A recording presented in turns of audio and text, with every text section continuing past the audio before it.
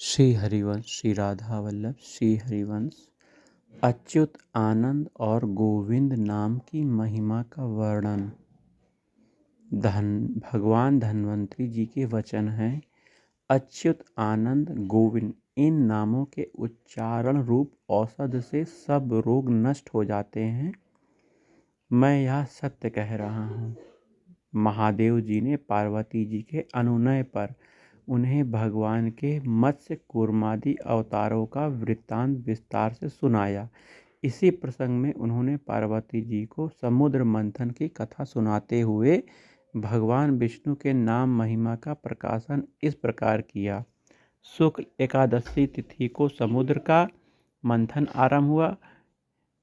उसी समय लक्ष्मी के प्रादुर्भाव की अभिलाषा रखते हुए श्रेष्ठ ब्राह्मणों और मुनिवरों ने भगवान लक्ष्मी नारायण का ध्यान पूजन किया।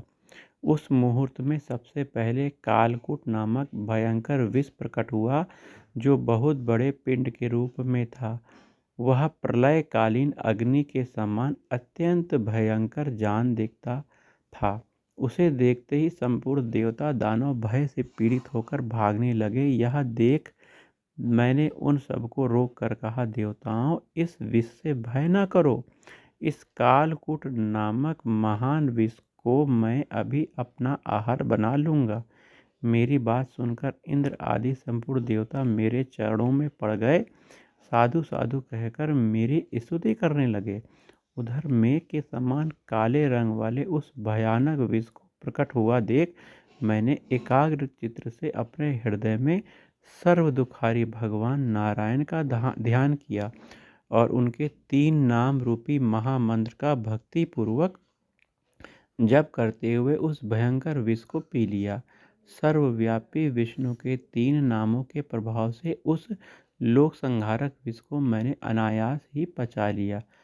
उन्होंने आगे लिखा है, अच्युत, आनंद और गोविंद ये हरि के 3 नाम हैं, जो एकाचित्र होकर इनके आदि में प्रणव और अंत में नमः ये चीज़ पढ़ी नहीं जाती है, तो इसको पढ़ेंगे नहीं, आप देख लीजिए। इस रूप में भक्ति पूर्वक जप करता है उसे विष, रोग और अग्नि से होने वाली मृत्यु का भय नहीं प्राप्त होता।